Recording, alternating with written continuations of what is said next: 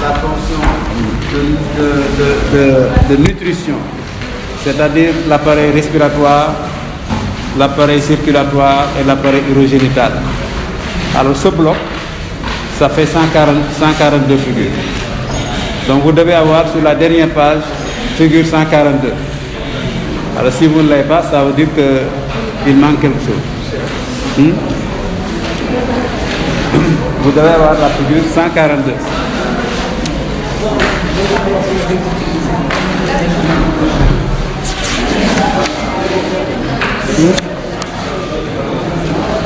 Normalement c'est cette page.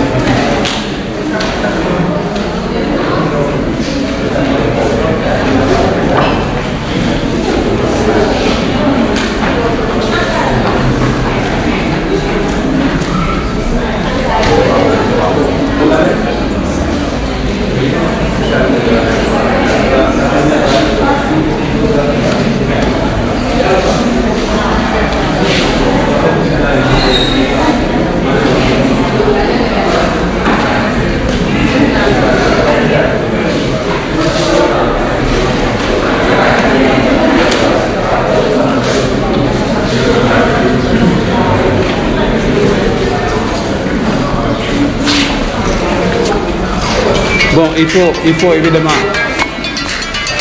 il faut ordonner vos figures. Je pense qu'il y a des mélanges, il y a un désordre dans vos plans. Donc il faudra mettre les choses dans l'ordre.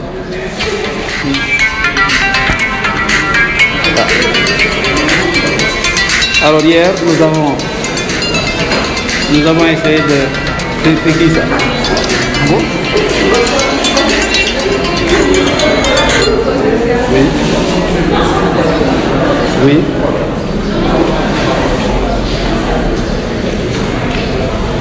Ah oui. Bon, ce matin, vraiment, il y a un chevauchement entre les cours. Donc, je ne peux pas faire cours ce matin. Dans l'après-midi, vous êtes libre ou pas? Bon, d'accord. On reporte à la semaine prochaine. Ok, merci. Bien.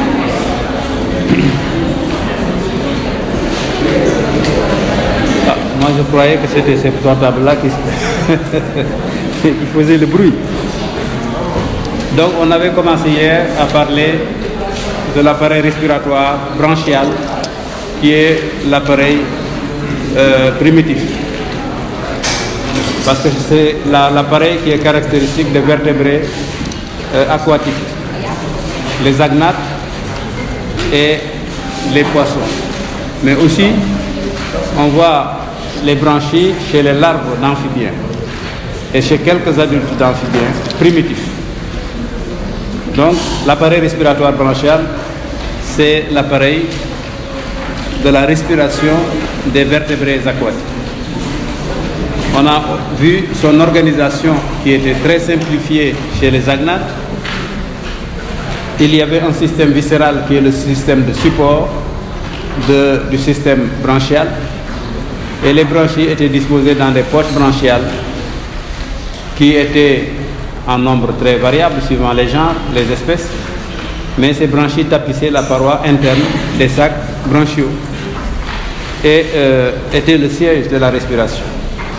Alors l'eau qui entrait par la bouche passait dans le pharynx et ensuite arrivait dans les poches branchiales ou sacs bronchiaux. Alors il y avait un orifice par lequel l'eau arrivait, c'était l'oscule. Et puis la poche était en communication avec l'extérieur par un autre orifice qu'on appelle le spiracle, qui était un spiracle.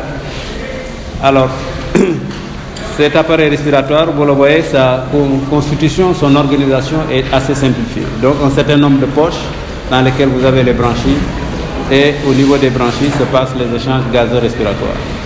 Le système viscéral était constitué d'arcs viscéraux qui étaient identiques, qui étaient morphologiquement semblables dans le cas des agnates. Par contre, chez les poissons, qui sont les vertébrés à mâchoire, et les autres vertébrés d'ailleurs à mâchoire, c'est-à-dire les tétrapodes, vous avez un système viscéral qui est constitué d'arcs viscéraux, mais ces arcs viscéraux n'ont pas tous la même morphologie. L'arc viscéral numéro 1, c'est l'arc mandibulaire. Cet arc mandibulaire a sa morphologie propre. Le deuxième arc viscéral, c'est l'arc hyoïdien qui a aussi sa morphologie propre. Et puis vous avez les 5 autres arcs branchiaux sur chaque côté qui étaient identiques, qui étaient morphologiquement identiques. Entre les arcs viscéraux, il y a des fentes branchiales au niveau des arcs branchiaux, c'est-à-dire les arcs viscéraux 3, 4, 5 et 6. Et entre l'arc 1 mandibulaire et l'arc 2 hyoïdien, vous avez un orifice qui permettait à l'eau de sortir, qui a traversé la bouche, de sortir. Alors cet orifice aussi, on l'avait appelé par analogie à ce qu'on avait observé chez les agnates, on l'avait appelé spiracle. C'est un spiracle ou évent. Donc le terme évent est synonyme du terme spiracle. Alors il y a dans les fentes branchiales donnent accès aux branchies qui sont dans les chambres branchiales et les branchies, elles sont faites de lames branchiales qu'on appelle aussi des hémibranchies. Au niveau d'une branchie en coupe transversale, que ce soit de sélacien ou de téléostéen, vous avez 2 lames branchiales, c'est-à-dire 2 hémibranchies qui forment une holobranchie. Donc au total, vous avez sur chaque côté de la tête, vous avez 4 holobranchies branchiales. Là, chez les sélaciens, l'arc numéro 2 est associé à une hémibranchie hyoïdienne. L'arc 1 a une pseudobranchie mandibulaire. Alors cette pseudobranchie mandibulaire, on a vu que existait chez les sélaciens et était logée dans le spiracle qui était ouvert. Et quand le spiracle était ouvert, on l'avait matérialisé par un contour continu. Mais dans le cas des téléostéens, il y a absence de spiracle et donc la matérialisation était par un contour discontinu. Par contre, la pseudobranchie qui était associée à l'arc 1 existait. Donc existait entre l'arc 1 et l'arc 2. Je pense qu'on avait dit hier qu'on devait indiquer sa présence entre l'arc 1 et l'arc 2. Normalement, c'est dans une petite dépression, mais cette dépression ne donne pas accès à un canal. Donc ce canal qui donnait accès au spiracle ou à l'évent, ce canal n'existe pas chez les téléostéens. On avait essayé de faire une représentation de la disposition des branchies dans les fentes branchiales. Finalement, ça devient compliqué là, oui. Oui. Ah, ça va. Non, je suis en cours. Je finis à midi. Après, je te rappelle.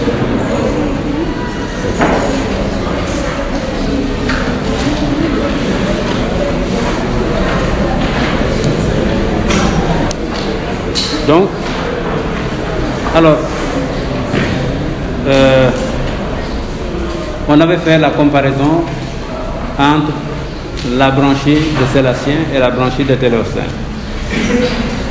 Au niveau de chaque branchie, en coupe transversale, il y avait un arc branchial, un muscle branchial, des branchiospines ou branchiecténies. Il y avait aussi une cloison branchiale. Cette cloison était très longue, plus longue que les lames branchiales dans le cas des sélaciens, mais elle était très courte dans le cas des téléostéens. Nous avons aussi vu que entre branchies de sélaciens et téléostéens, il y avait aussi une différence au niveau du rayon branchial. Ce rayon branchial était articulé à l'arc branchial chez les sélaciens, mais non articulé à l'arc branchial chez les téléostéens. Du point de vue de la vascularisation, aussi, il y avait quelques différences, parce que chez les sélaciens, chaque branchie est irriguée par 2 artères branchiales afférentes et 2 artères branchiales efférentes. Et pour le cas des téléostéens, c'est par une artère branchiale afférente et une artère branchiale efférente.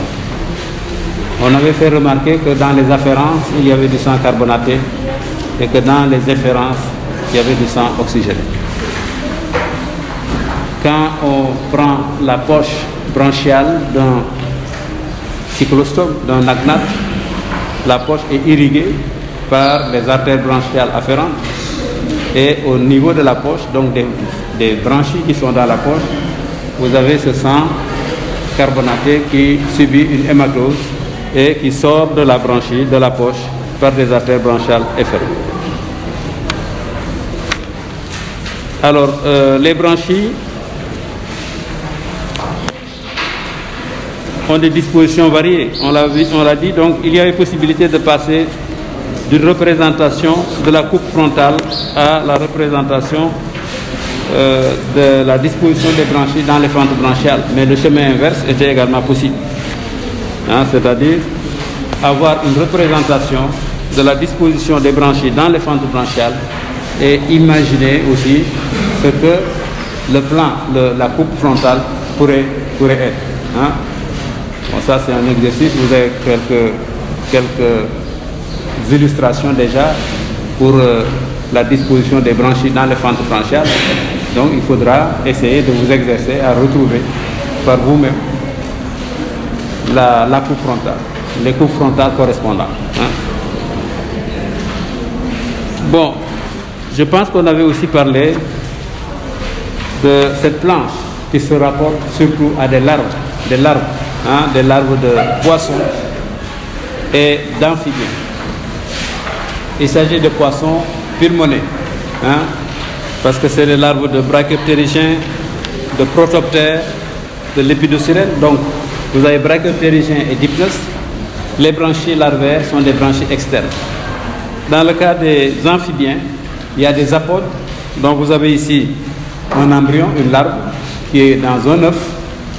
On n'a pas montré ici la coquille de l'œuf, mais on a montré l'intérieur de l'œuf avec l'embryon à l'intérieur qui présente des branchies externes. Donc c'est un amphibien apode du genre qui s'appelle Ichthyophis glutinosus qui vit en Inde, on l'a déjà vu. Alors ici vous avez 2 autres larves, mais d'amphibiens urodèles.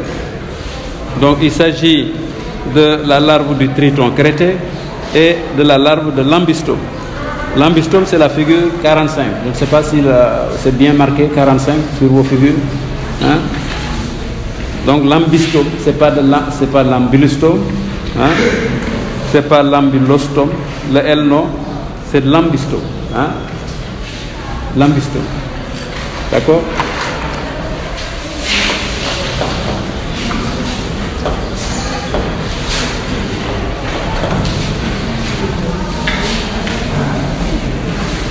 C'est la larve de l'ambystome.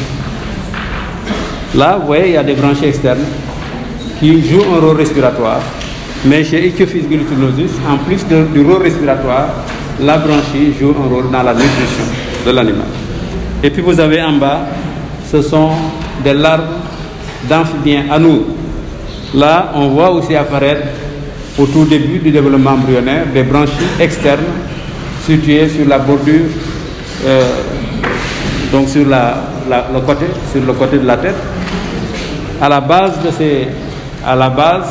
de ces branchies, il y a un repli de peau, mais ce repli de peau va ensuite se développer dans le sens antéro-postérieur et va finir par envelopper entièrement ces branchies externes.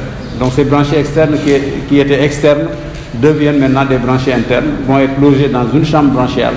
Et cette chambre branchiale communique avec l'extérieur par un orifice qui va être situé sur le côté gauche et qui va être aussi par analogie appelé spiracle. Hein? Le spiracle. Donc sur ce schéma, le schéma que vous avez sur la figure 48, vous avez un S. S signifie espiracle. On ne voit pas de branchie externe sur cette figure 48. La figure 48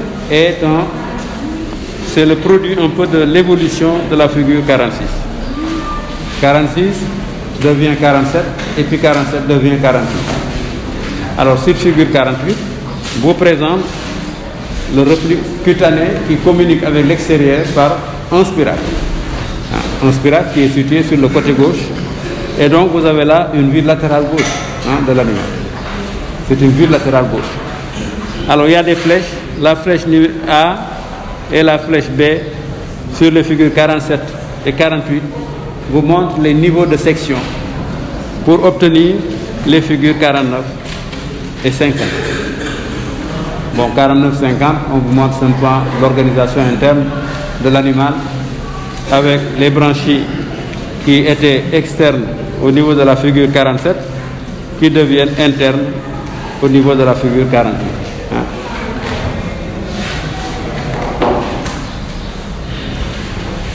Et donc, au niveau, quand les branchies vont être complètement recouvertes, vous avez une deuxième génération de branchies qui apparaît à l'intérieur.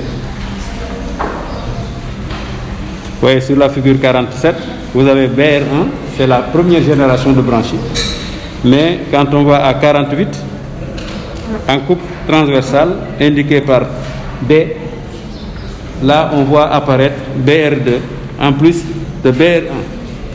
Donc il y a la première génération de branchies qui est là, mais il y a une deuxième qui est apparue.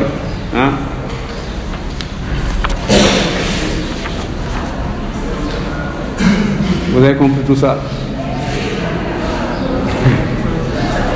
Bon, je pense qu'il faudra lire aussi le texte parallèlement. Bon, alors,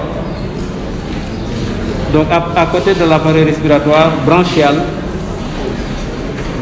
caractéristique des vertébrés aquatiques et des amphibiens à l'état larvaire et chez quelques adultes, vous avez la respiration pulmonaire qui est la respiration caractéristique des vertébrés terrestres et aériens.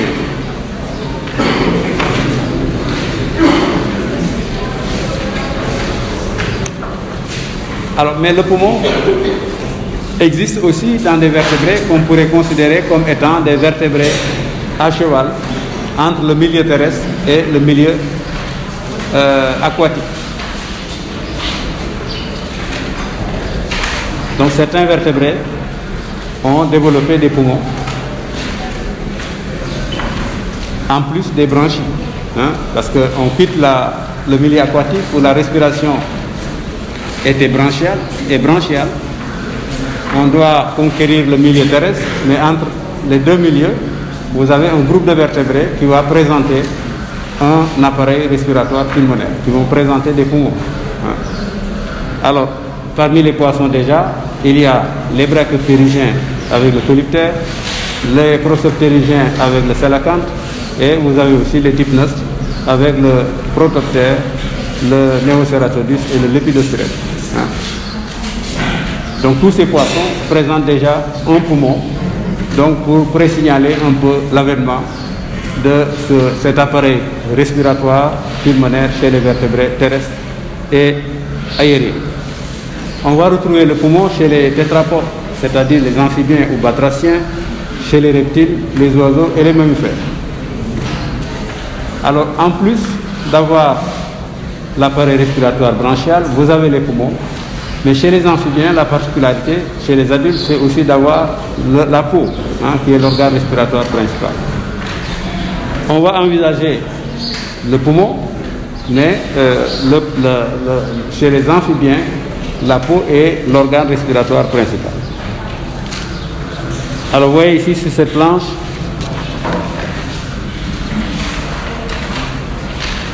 vous avez des poumons. Pour la figure 51, c'est des poumons de polyptère.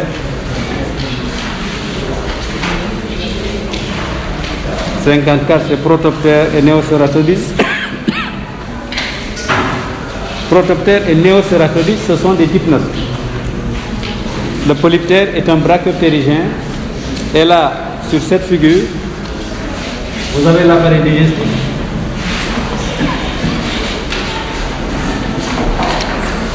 Et le tube digestif, mais le poumon,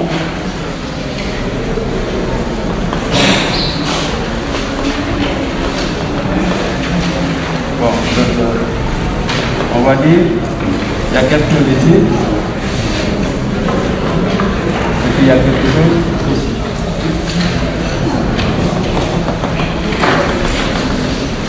En fait, les poumons sont en partie sous le tube digestif. Les poumons sont en partie sous le tube digestif et ça se voit aussi au niveau de la figure, 52. La figure 52 est une vue latérale gauche. Hein? C'est une vue latérale gauche.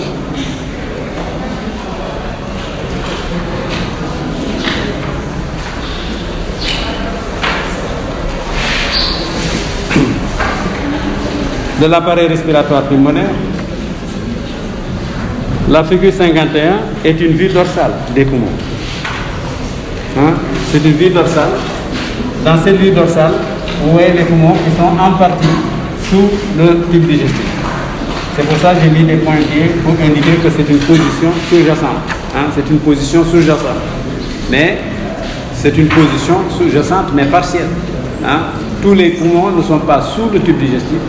Mais vous voyez, il y a une partie de chaque poumon qui se trouve sous le tube digestif. Et sur la vue latérale gauche de la figure 52, ça se voit. Hein?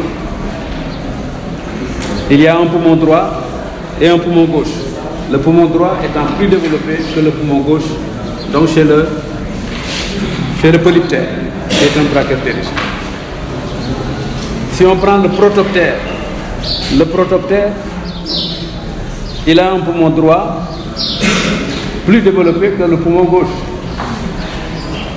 Là aussi, les poumons ici sont en position dorsale par rapport au tube digestif.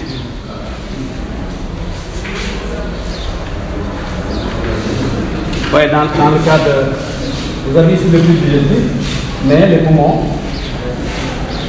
sont situés au-dessus. Donc, vous avez deux poumons. Il y a un poumon droit et un poumon gauche dans le cas du polyptère, mais ce poumon est plus développé que celui-là. Hein? Donc l'inverse de ce qu'on a observé tout à l'heure.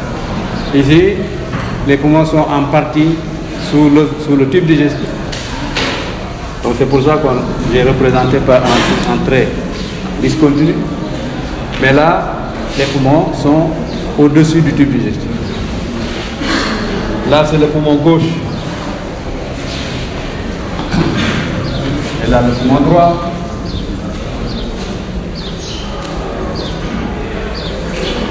Là aussi, c'est le gauche et le droit.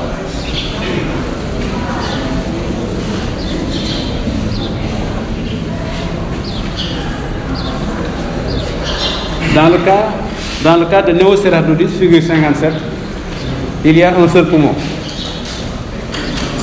Il y a un des poumons qui a avorté. Un des poumons ne s'est pas développé. Il a avorté au cours de l'évolution et il ne reste plus qu'un seul poumon. Mais ce poumon, il est en position dorsale par rapport aussi au tube digestif.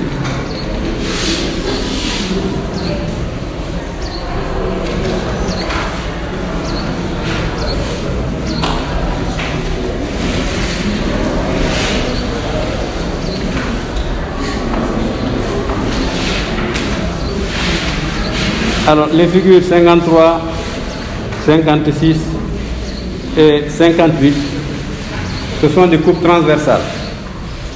Des coupes transversales au niveau indiqué par les flèches. Il y a des flèches descendantes.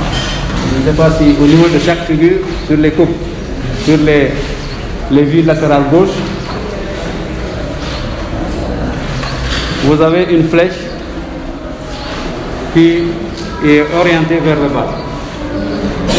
Cette flèche indique le niveau de section qui a été effectué pour obtenir la figure que vous avez à côté.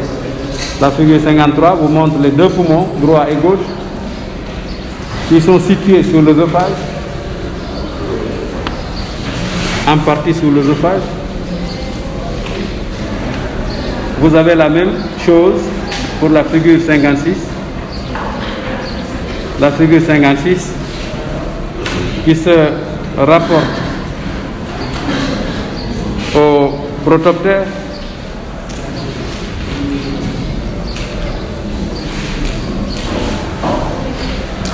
La figure 58 se rapporte au coélacant.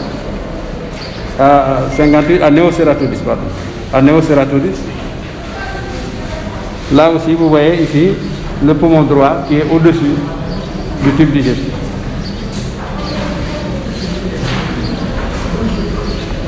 Le poumon gauche ayant avorté.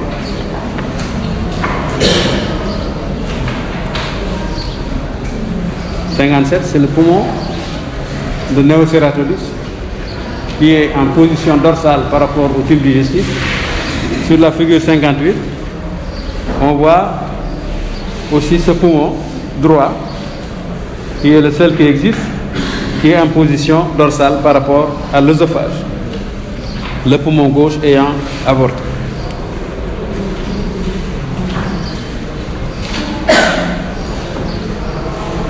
Bon, cette planche était aussi pour montrer simplement la présence de poumons chez les poissons. Alors, suivant les cas, le poumon peut être en position dorsale, soit en position ventrale par rapport au tube digestif.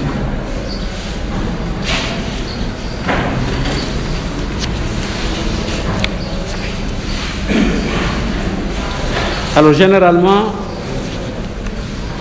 chez les poissons, le poumon apparaît sous la forme d'un sac. C'est un sac, donc il s'agit d'un poumon de type saculaire. Sa paroi interne est en général lisse. Mais on va constater que dans le cas des amphibiens, le poumon va connaître une petite évolution dans sa structuration. On va retrouver des amphibiens primitifs avec aussi un poumon de type saculaire ou unicavitaire.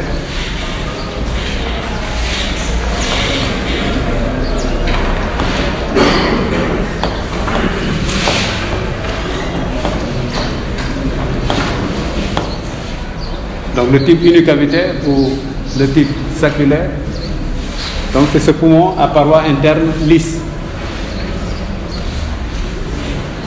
On va retrouver donc cette situation qu'on a observée chez les poissons, on va la retrouver chez les amphibiens. Alors chez les amphibiens, qui sont les plus primitifs, ici vous avez l'exemple du protée et du necture, qui sont des amphibiens urodèles. Alors le poumon de protée, ou les poumons, il y a un poumon droit et un poumon gauche. Le poumon droit est plus développé que le poumon gauche. Dans le cas du necture, c'est l'inverse. Vous voyez ça? Ces figures-là. Pour le protée et le necture, vous avez deux poumons chacun, mais dans le cas du protée, c'est le poumon gauche qui est moins développé que le poumon droit. Chez le necture, c'est l'inverse. C'est l'inverse. Mais il s'agit de poumons de type saculaire à paroi interne lisse. Les nectures et protées ne sont pas les seuls urodèles. Ils ne sont pas les seuls amphibiens à queue toute la vie. Il y en a d'autres. Donc en dehors de protée et necture, on constate que le poumon présente des replis, déjà chez les urodèles. Donc parmi les urodèles, il y a quand même deux niveaux évolutifs, deux niveaux d'évolution, deux niveaux qui sont différents. Certains qui sont les plus primitifs avec une paroi interne lisse et d'autres qui sont un peu plus évolués avec une paroi interne pulmonaire présentant des replis. Donc vous avez ici la paroi pulmonaire, mais à l'intérieur,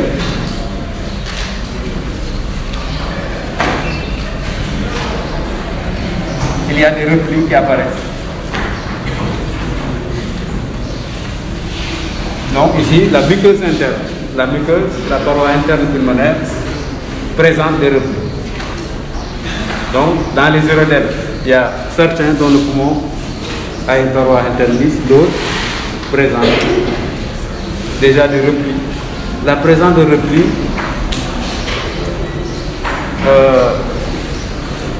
montre une augmentation de la surface d'échange respiratoire. S'il y a des replis, ça veut dire que la surface d'échange respiratoire est augmentée.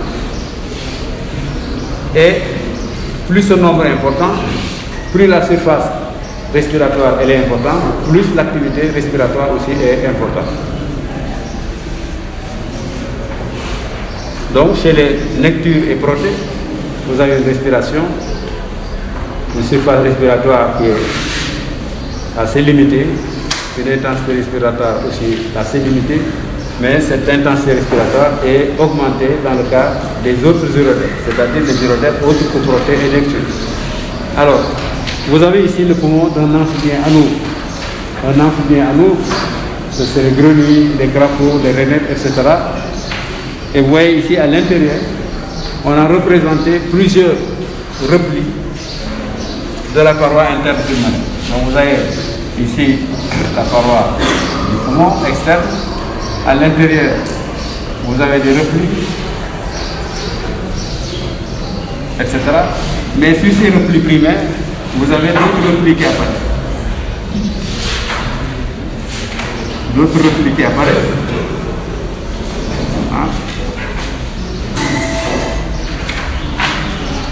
Et ce nombre est assez important.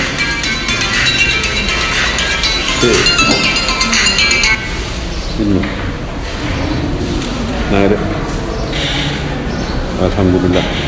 Waa dama nekk bu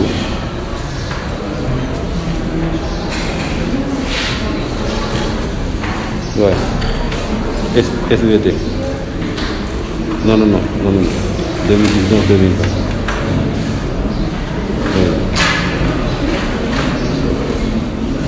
non c'est le master de SVT 2019 2020. Ok.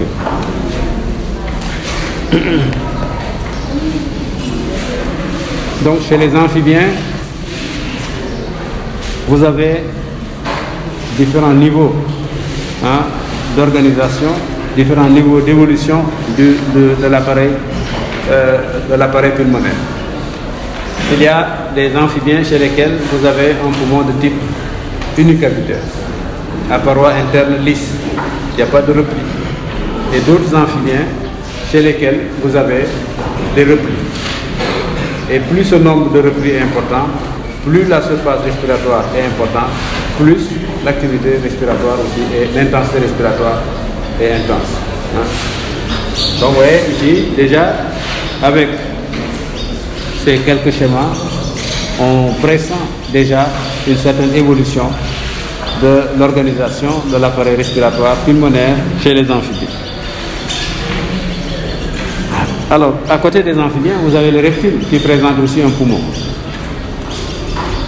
Alors, je vous ai présenté ici au moins 6 poumons différents.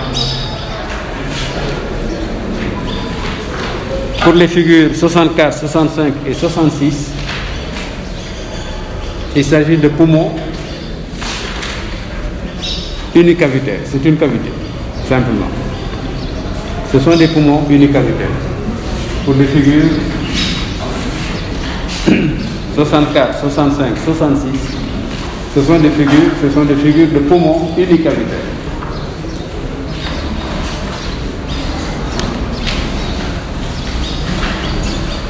Donc on a cité l'exemple de l'Ateria, qui est le phénomène Conctatus, l'exemple des lézards, l'exemple aussi des caméléons. Alors si on prend le poumon chez l'Ateria, bon c'est à peu près comme ça, Chez l'Ateria, au lieu de représenter ces replis comme ceci, j'ai indiqué par un trait seulement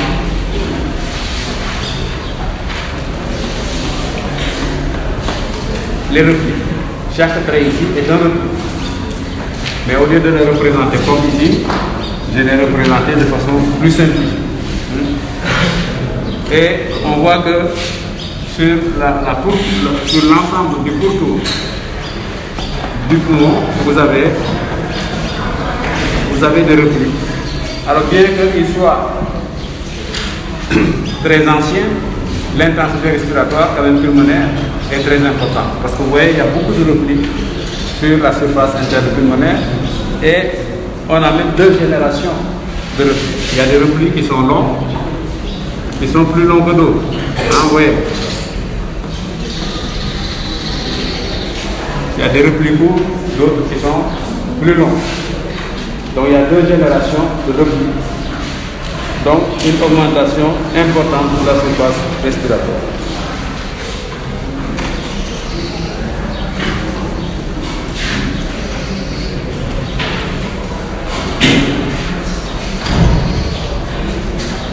Dans le cas, bon ici chez Lateria, on voit déjà apparaître ce qu'on appelle un arbre bronchique. L'arbre bronchique, quand vous prenez l'appareil respiratoire d'un mammifère qui est l'appareil le plus évolué, normalement il y a un larynx, suivi du trachéateur. La trachéateur va être bifurquée en deux bronches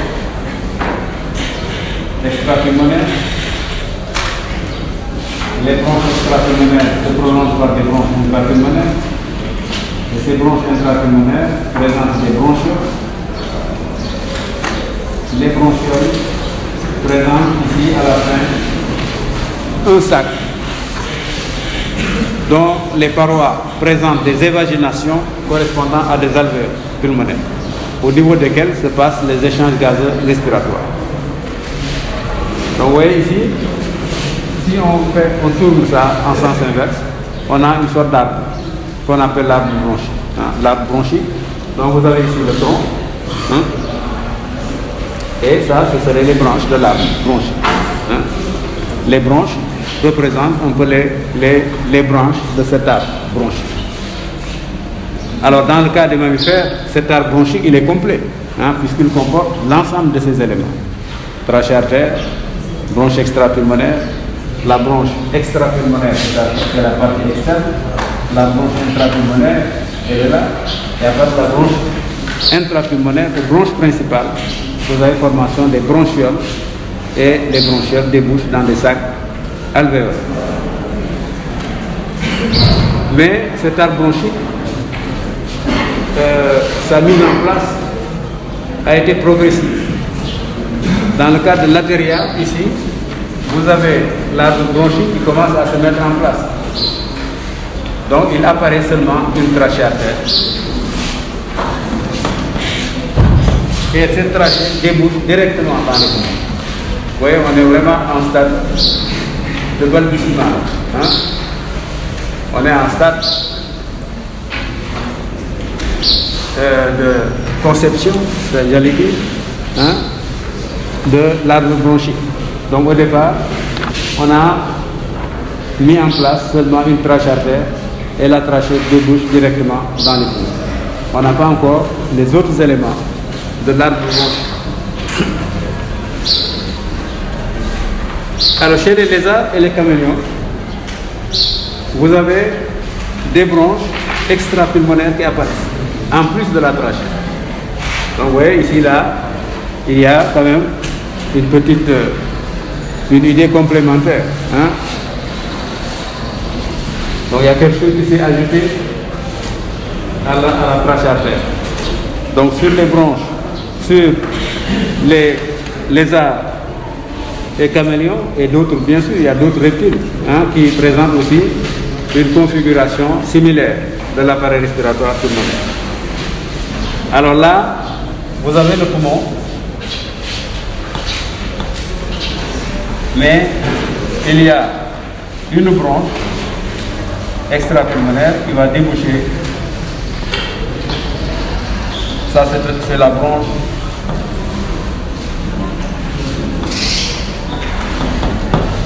extra-pulmonaire.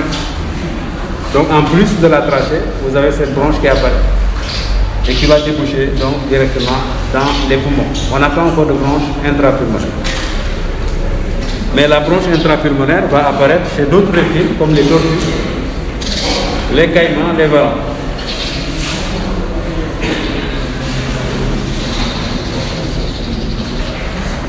Alors chez les reptiles, les tortues et les varans, le poumon n'est pas seulement le sac pulmonaire va être subdivisé en plusieurs compartiments. Donc ce n'est pas un poumon de type saculaire, mais c'est un poumon de type pluricavitaire. Le poumon saculaire, c'est aussi le poumon unicavitaire. Mais dans le cas des caïmans, varans et tortues, le poumon ici devient un poumon pluricavitaire. Il y a plusieurs cavités. Hein? Vous avez le poumon avec à l'intérieur plusieurs compartiments. Donc il s'agit d'un poumon de type pluricavitaire, plusieurs cavités, et vous avez aussi plusieurs replis. Donc chaque trait ici est un repli. Et ceci augmente la surface du champ respiratoire.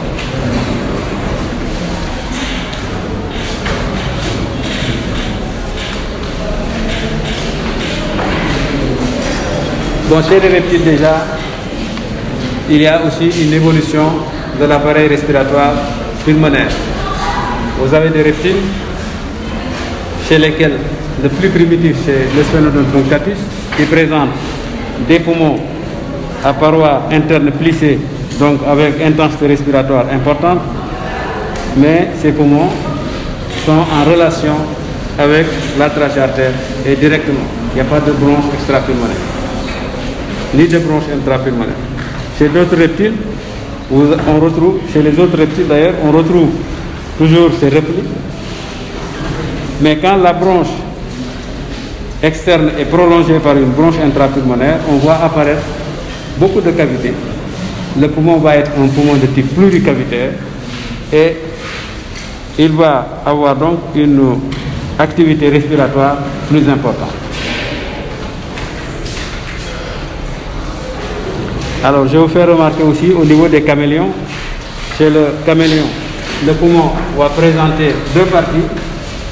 Il y a une partie antérieure où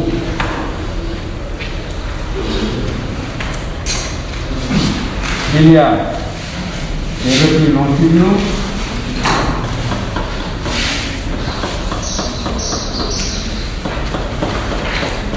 comme ceci.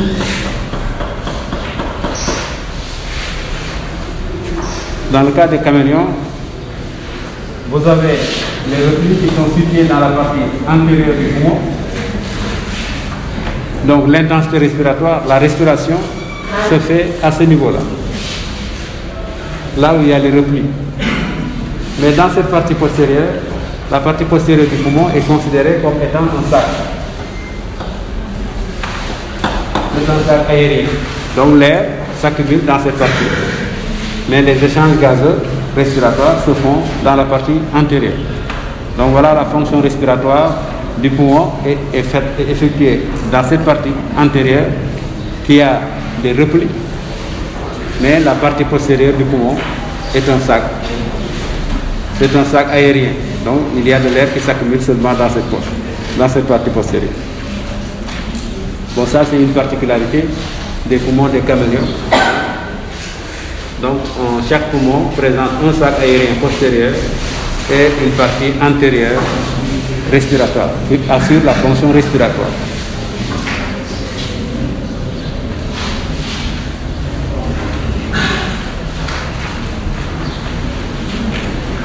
Donc, dans le cas, après en suivant l'échelle évolutive, après les reptiles, on passe aux oiseaux. Et après les oiseaux, aux mammifères. Alors vous voyez, la figure 70 se rapporte aux mammifères. Normalement, on devrait avoir les oiseaux avant les mammifères. Alors j'ai ici mis cette figure pour rappeler un peu la notion d'alvéole. Hein, la notion d'alvéole que vous connaissez. Les alvéoles existent chez les oiseaux, mais c'est une autre appellation. Hein. Alors, au niveau de l'appareil respiratoire des mammifères, vous avez les poumons, mais vous avez l'arbre bronchique. L'arbre bronchique, comme j'ai dit tout à l'heure, c'est d'abord après le larynx, la trachée, les bronches, les bronchioles. Entre bronches et bronchioles, c'est le diamètre seulement qui fait la différence. Les bronchioles ont un diamètre plus fin que les bronches. Hein? Mais c'est le même matériel cartilagineux constitué. Mais à la fin de chaque bronchiole, vous avez un grand sac avec, sur la paroi, plusieurs évaginations qui correspondent aux alvéoles pulmonaires. Bon, ça c'est connu. Hein? Alors chez les oiseaux, on n'a pas d'alvéoles pulmonaires, mais il y a des organes qu'on met en homologie, hein, qui sont des organes homologues aux alvéoles. Parce que chez les oiseaux, on va avoir trachée à terre, des bronches extrapulmonaires, des bronches intrapulmonaires, mais à part des bronches intrapulmonaires, ouais, au lieu de parler de bronchioles, on parle de parabronches. Hein.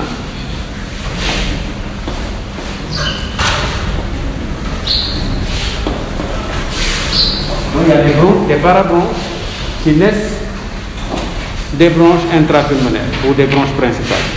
Bronche intrapulmonaire égale bronche principale, et à partir de ces bronches principales ou bronches intrapulmonaires, il y a formation de bronchioles chez les mammifères et de parabronches chez les oiseaux. Alors chez les oiseaux, au niveau de ces parabronches, il y a de petits orifices. Donc les parabronches sont criblés d'orifices et chaque orifice donne accès à un filament très fin. Donc il y a un filament qui est très fin, qui naît de chaque orifice. Et ce filament fin est appelé capillaire aérien.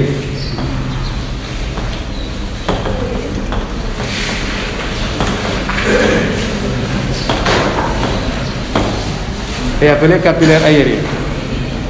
Alors, les capillaires aériens sont le siège de la respiration chez les oiseaux. Donc, alvéoles chez les mammifères, mais on parle de capillaire aérien chez les oiseaux.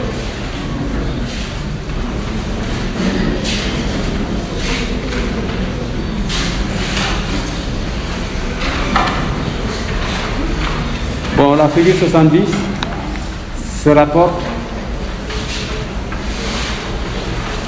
aux mammifères, et ici c'est le poumon humain en fait qui est schématisé. Vous avez un point qui a été agrandi. Ce point qui a été agrandi, en fait c'est ça. C'est ça qui a été agrandi. Pour avoir la figure 71. La figure 70, c'est une vue d'ensemble. On voit bien la bronche extrapulmonaire, les bronches intrapulmonaires, les bronchioles, qui sont assez nombreuses d'ailleurs, mais les bronchioles les plus fines sont terminées par de petits points, et ces points en réalité, ce sont des grands sacs. Ce sont des grands sacs. Hein, on a représenté à la figure 71 un sac.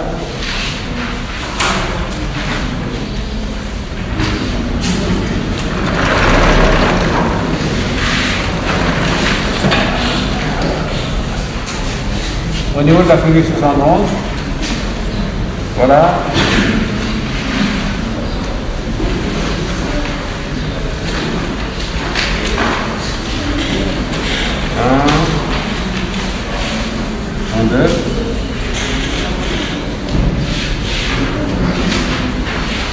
Après, voilà le point qui a été agrandi, hein, sur la figure 70.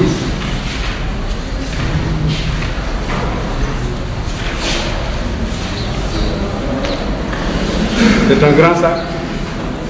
Mais sur la paroi, il y a des évaginations que je peux matérialiser ainsi.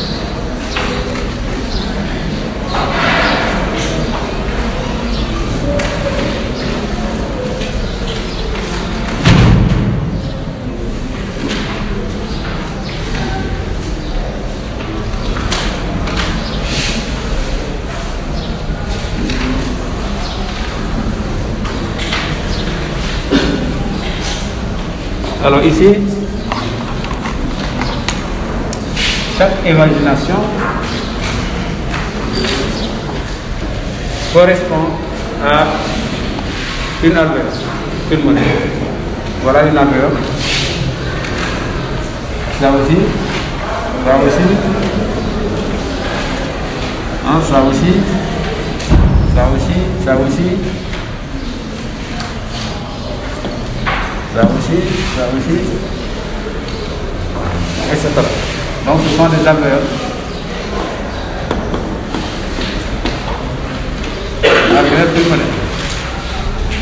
Ici c'est la branche qui a été coupée.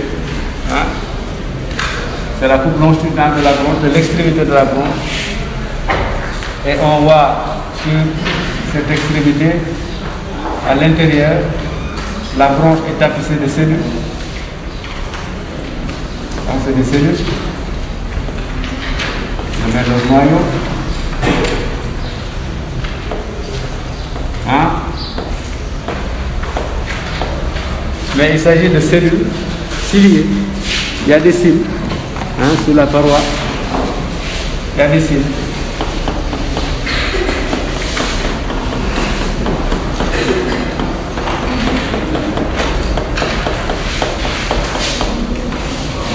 Il y a des cils sur la paroi et généralement au niveau de la paroi externe vous avez plusieurs vaisseaux sanguins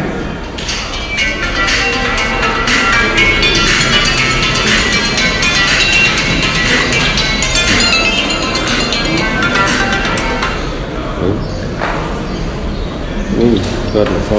Oui, bien. Alors.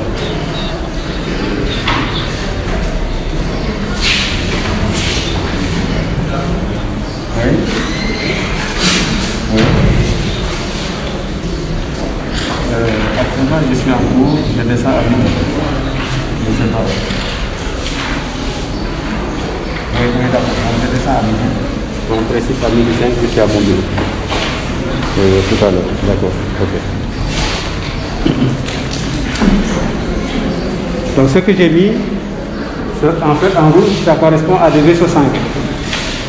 Ce sont des vaisseaux sanguins qui arrivent au niveau de la paroi de ces sacs alvéolaires. Ceci est un sac. Un sac.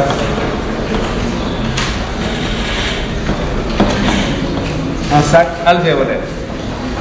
Un grand sac, mais sur le pourtour, vous avez des renflouements qui correspondent en réalité à des alvéoles. Donc les échanges gazeux se passent au niveau de la paroi de ce sac, hein, au niveau des alvéoles. À l'intérieur, il y a aussi des canaux, hein, des conduits d'air à l'intérieur.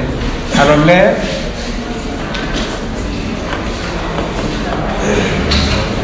respiratoire, l'air atmosphérique qui arrive ici, avant d'aller dans le fond du sac, l'air va être débarrassé de toutes les particules de poussière qui le contiennent. Par ces cils, ce sont les cils qui vont arrêter la poussière contenue dans l'air. Et donc l'air qui va arriver ici, c'est de l'air débarrassé de toutes les impuretés. Alors cet air va contenir de l'oxygène. Cet oxygène va être fixé par l'hémoglobine du sang. Et en retour, vous avez le CO2 qui était dans le sang, qui passe ici, et qui va prendre le chemin inverse. Le CO2, quand il remonte, en principe, il devrait remonter aussi les poussières qui étaient là. Et il va être utilisé pour la photosynthèse.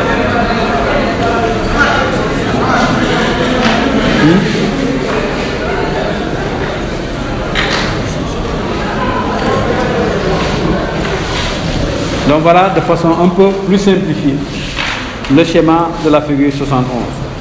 C'est une coupe longitudinale de la bronchure.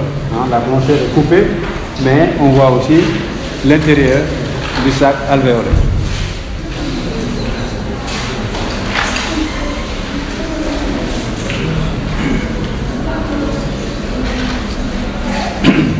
Alors donc, il y a beaucoup de capillaires sanguins. Ces capillaires sanguins sont contenus normalement dans du tissu conjonctif. Il y a beaucoup de tissu conjonctif.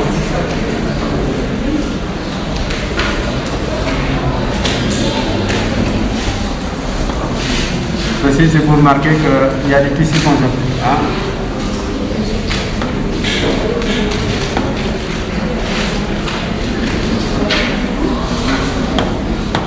Beaucoup de tissus conjonctifs. Et vous avez les capillaires qui se mêlent à ces tissus conjonctifs et qui apportent le CO2 qui permet au CO2 de passer dans le sac alvéolaire.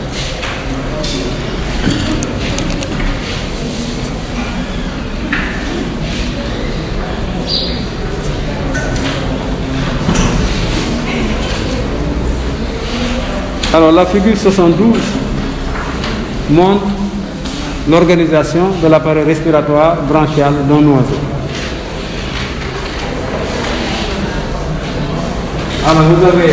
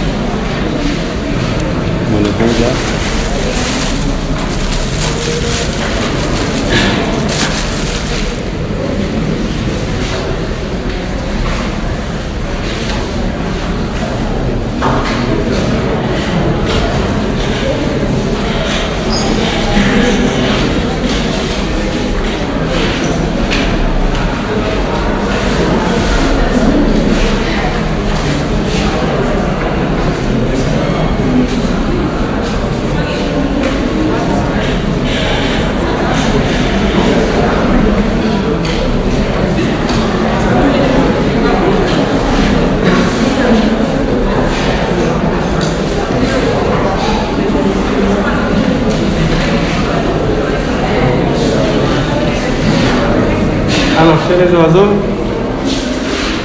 vous avez la trachée artère.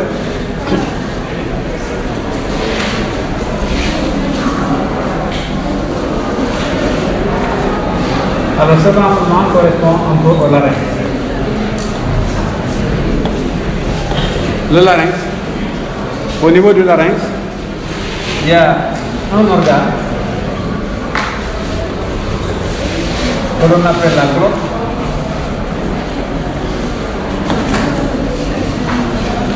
Et à la suite,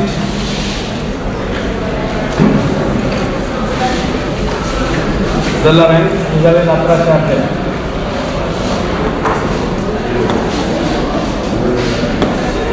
La trachée artère. Il y a une flèche ici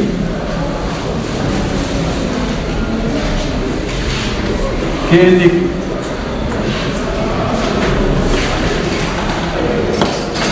le syrinx. En fait, ça indique l'emplacement du syrinx. Le syrinx étant l'organe du chant. Hein?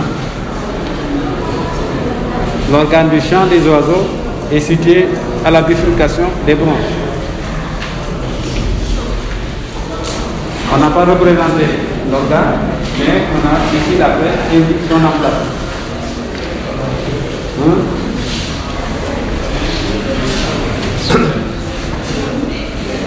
Donc je devrais même mettre, c'est l'emplacement. L'emplacement du syrinx. Hein?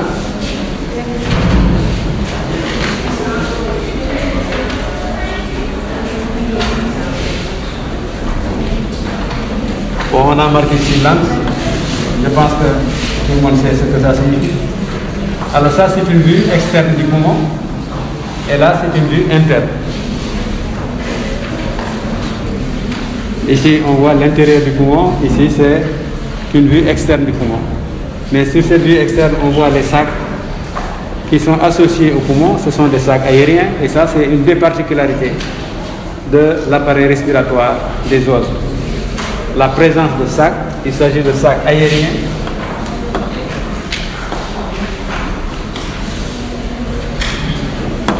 Ces sacs aériens constituent une particularité chez les oiseaux. Ce sont des éléments d'adaptation au vol. Les sacs se remplissent d'air et permettent d'alléger le poids corporel. Il y a des sacs, il y a certains sacs qui sont même dans les os et qui remplacent la moelle. Chez les oiseaux, on n'a pas de moelle osseuse, mais vous avez des sacs aériens et les os sont des os de type pneumatique. Ce sont des os pneumatiques. Des os pneumatiques, c'est des os qui sont dépourvus de moelle osseuse. À la place de la moelle, vous avez des sacs aériens et donc ceci rend très léger le squelette des oiseaux. La présence de sacs est un caractère d'adaptation au vol.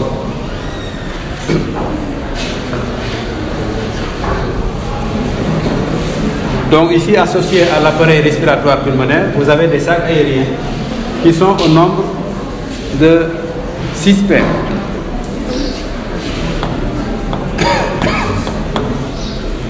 Il y a 6 paires. Il y a 3 paires postérieures et 3 paires antérieures. Ces 3 paires antérieures, ce sont les paires, la paire pré-thoracique,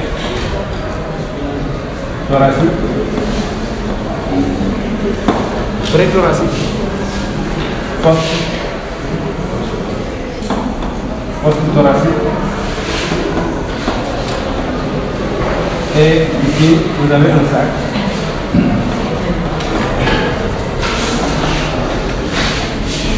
Abdominal.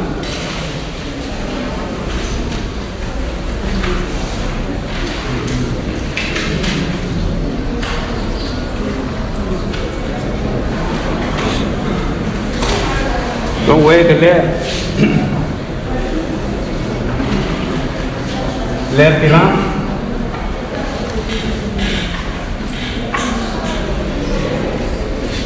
dans la branche externe passe dans la branche interne qui est la branche principale. Donc branche primaire, branche secondaire.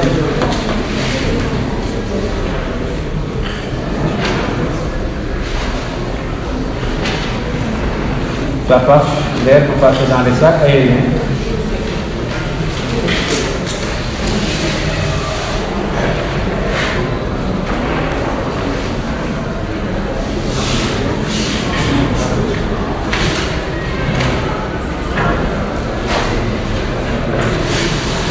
Donc cette branche qui est à l'intérieur du poumon, c'est ce qu'on appelle la branche principale ou branche secondaire. Hein? Cette branche-là, c'est la branche principale ou branche secondaire. La branche extrapulmonaire étant la branche primaire.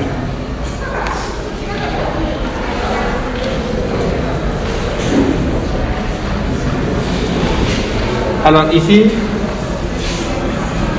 dans le cas des mammifères, on aurait parlé de bronchioles.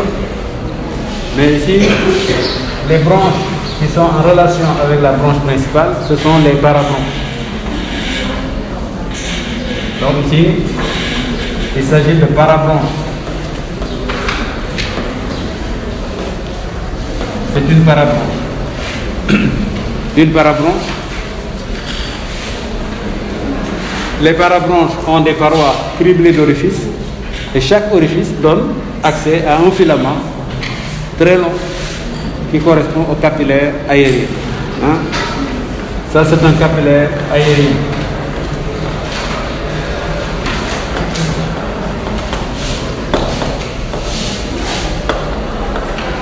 Capillaire aérien.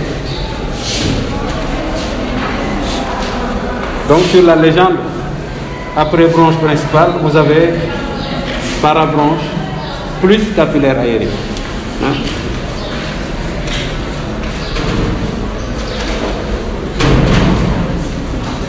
Au niveau du sac abdominal,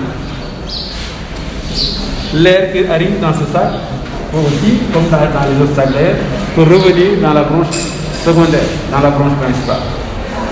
Et ce retour est possible grâce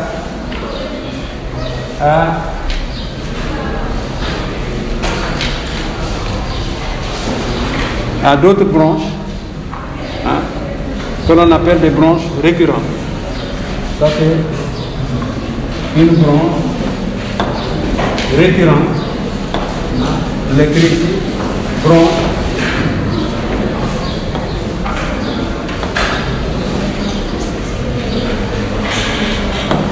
récurrente ou sacobranche.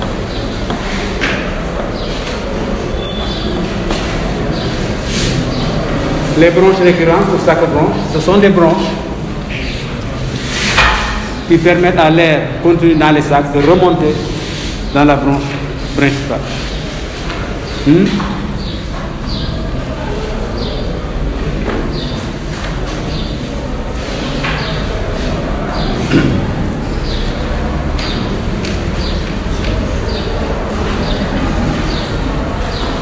Alors en général, dans les sacs, l'air qui est à l'intérieur est à une température supérieure à la température, disons, qui se passe dans les alentours, dans les organes qui entourent les sacs.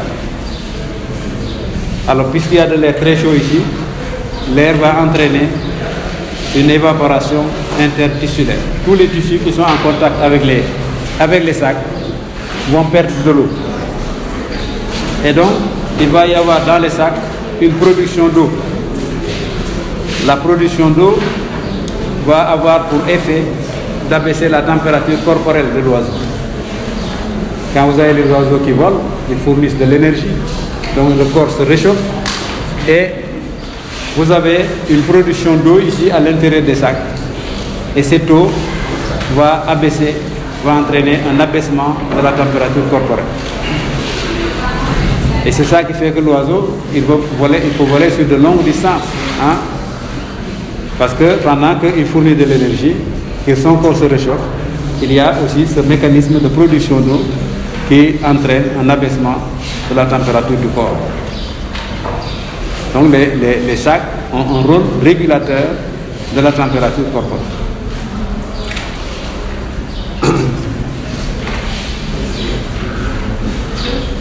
Oui.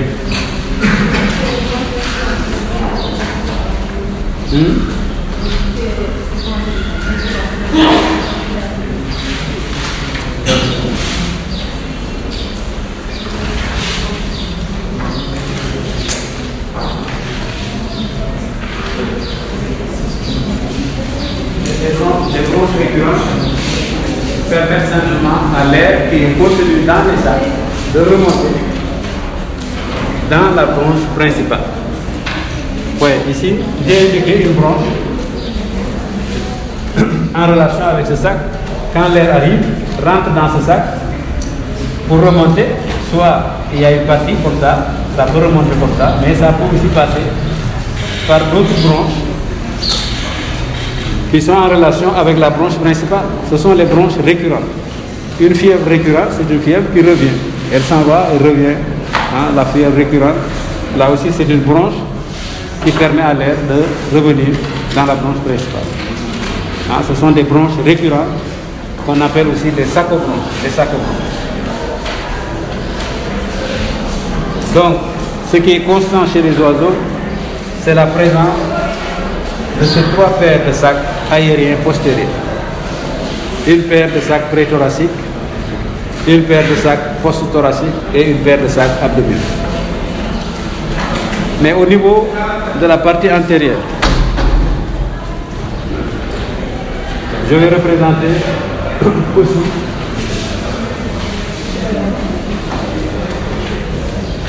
alors je fais ça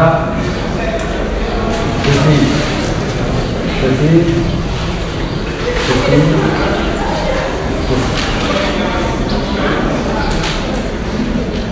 Alors, je représente de manière très simplifiée.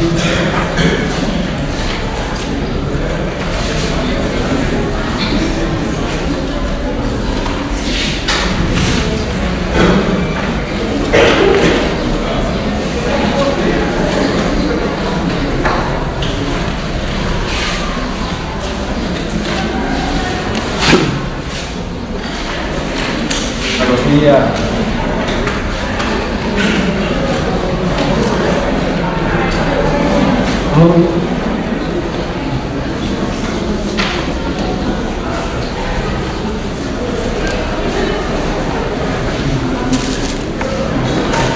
ça, je peux mettre ça en vert.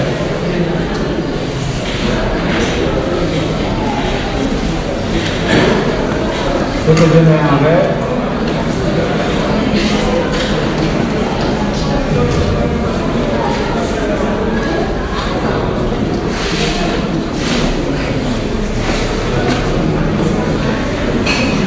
correspond à ça. Ce qui est en jaune aussi,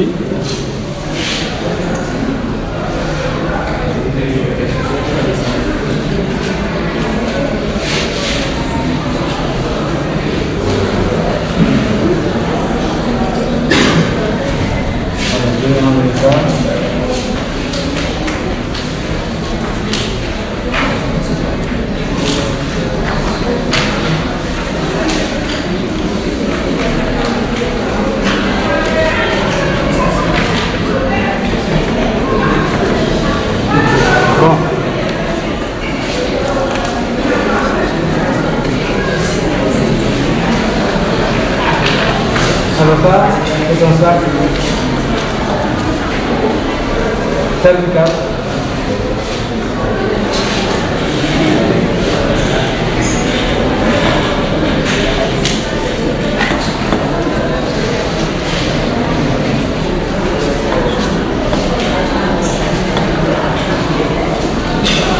Alors sur les sacs, vous avez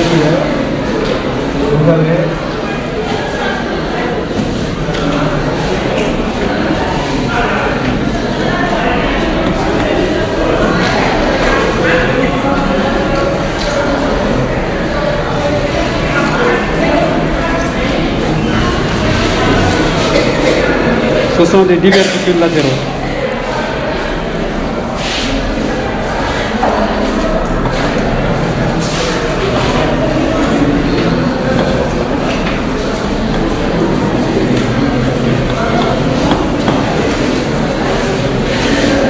Bon, voilà, dans la partie antérieure, des sacs aériens qui sont aussi au nombre de 3 paires. Ce que j'ai mis en vert, ce sont les 2 sacs cervicaux. En rouge, ce sont les 2 sacs interclaviculaires. Et en jaune, ce sont les sacs claviculaires. Sur les sacs claviculaires, il y a des diverticules, des excroissances latérales, des diverticules latéraux. Donc, chez la grande majorité des oiseaux, on a 3 paires comme ça, de sacs aériens antérieurs. Mais chez certains, il y a une fusion des 2 sacs cervicaux. Et donc, on va avoir un seul sac cervical.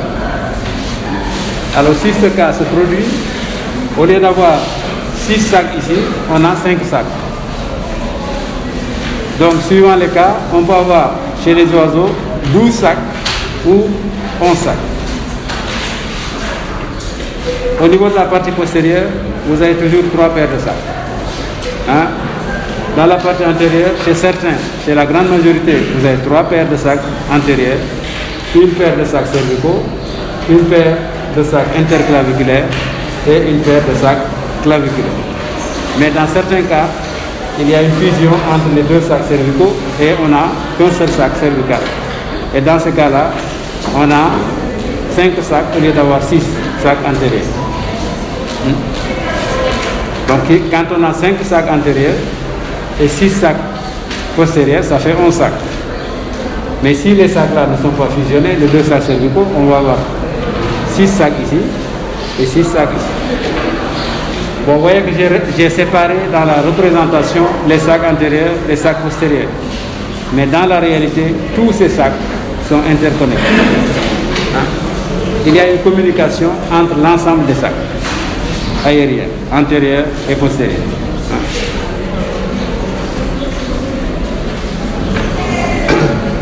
Donc, on distingue des catégories antérieures, de sacs antérieurs et de sacs postérieurs, mais dans la réalité, tous les sacs sont interconnectés.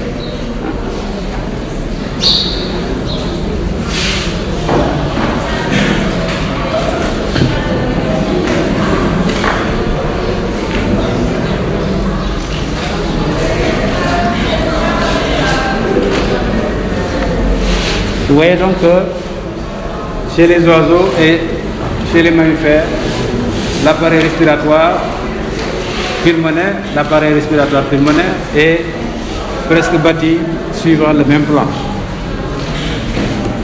Vous avez un arbre bronchique et puis des poumons.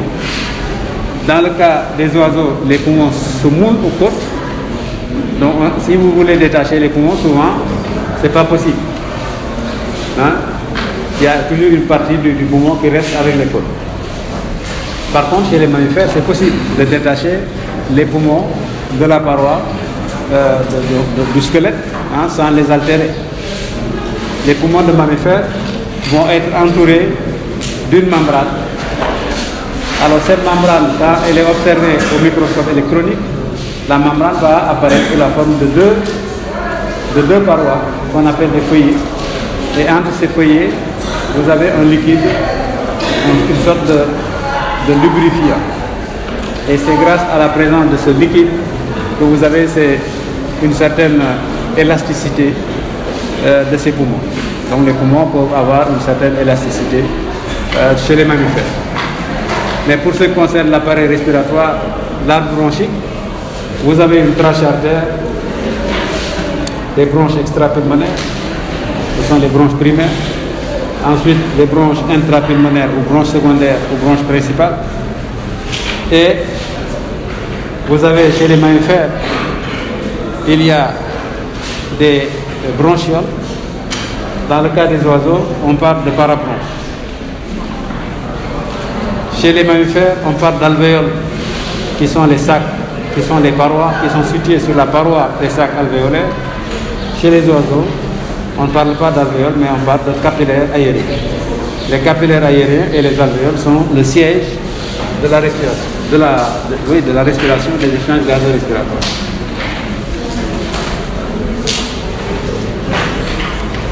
Alors, ce qui fait la particularité des oiseaux, ce sont les sacs aériens, qu'on n'a pas chez les mammifères. Hein? Mais ces sacs aériens ont un rôle très important. C'est surtout le rôle de régulation de la température. Alors, sur la figure 74, j'ai essayé de simplifier la représentation de l'appareil respiratoire des oiseaux.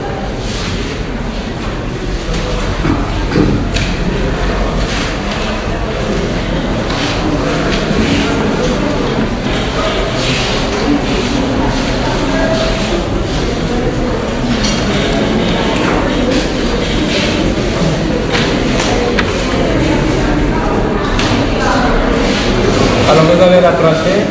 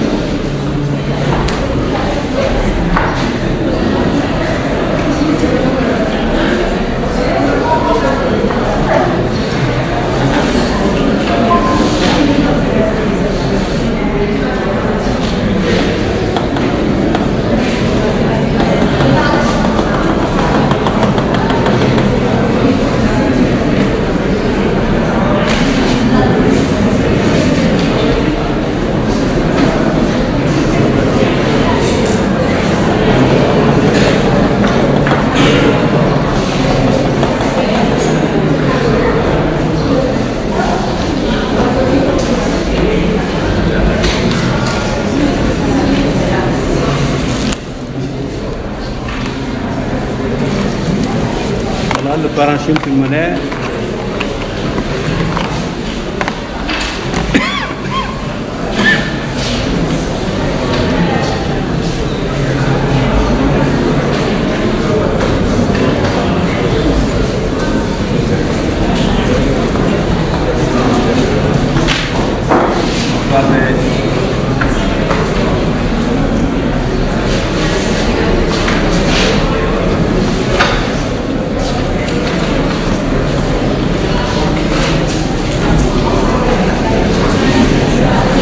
Voilà le parenchyme.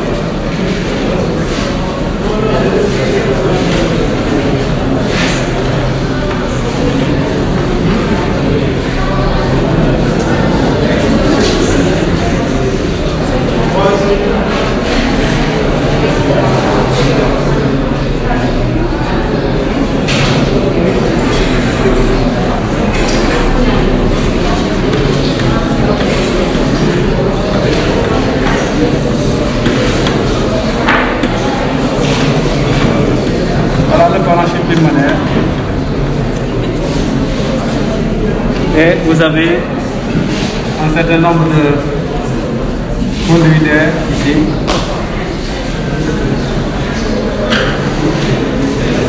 Ça c'est la trace artère.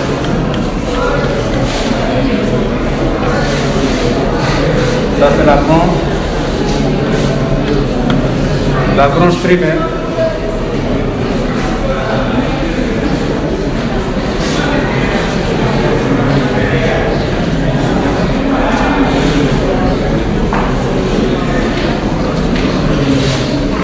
Donc l'air est représenté ici deux situations pour les sacs aériens. Une situation comprimée et une situation dilatée. Normalement, les sacs aériens sont dilatés lors de l'inspiration et sont comprimés lors de l'expiration. Donc, entrée continue et lors de l'expiration.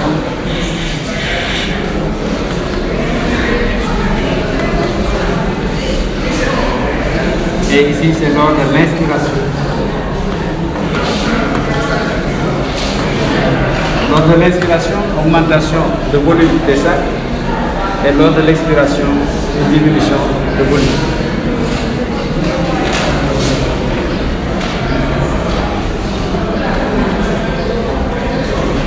Et ça, ce sont les parabronches.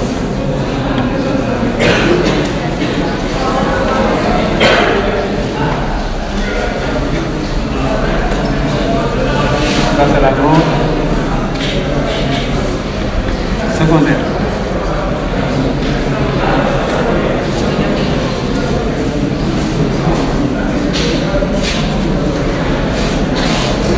Donc ici,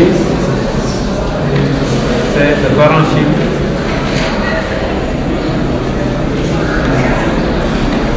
Le parenchyme pulmonaire.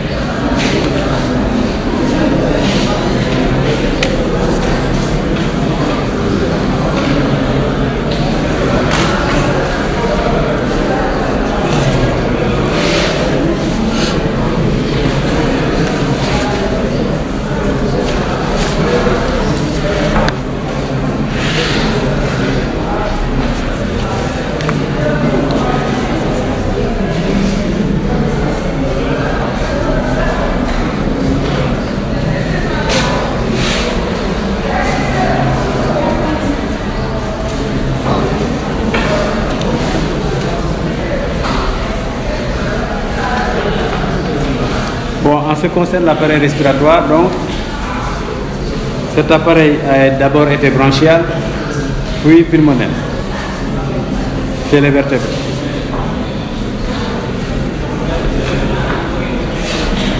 Pour l'appareil respiratoire pulmonaire,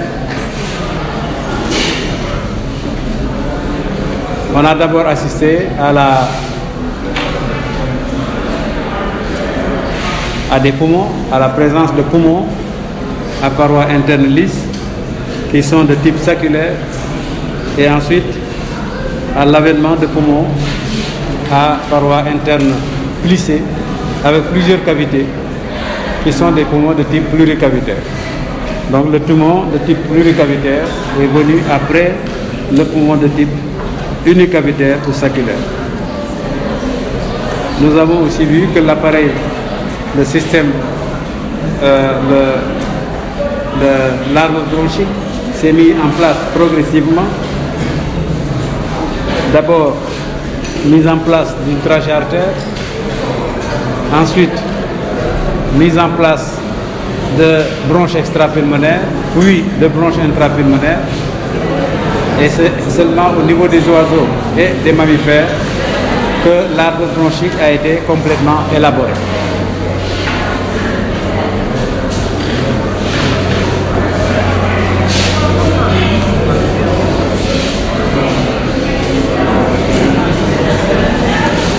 Alors le poumon, il assure, grâce à la présence d'alvéoles et de capillaires aériens, assure les échanges gazeux respiratoires. Mais il n'est pas le seul organe de la respiration aérienne. Il y a d'autres organes qui, comme le poumon, jouent un rôle respiratoire. En général, c'est des organes dont la paroi est richement vascularisée et qui, en général, interviennent comme organes respiratoires d'appoint, c'est-à-dire de secours.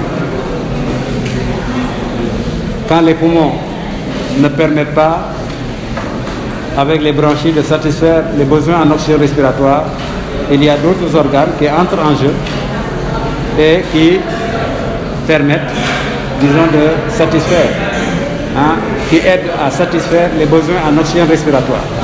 Donc ce sont des organes respiratoires aériens, mais non pulmonaires. Donc normalement, ce sont ces appareils-là qu'on devrait voir, mais comme le temps est presque fini, on va devoir s'arrêter là et on reprendra le cours demain. Mais demain, ce n'est pas évident, parce qu'il me semble que le SAES a décrété.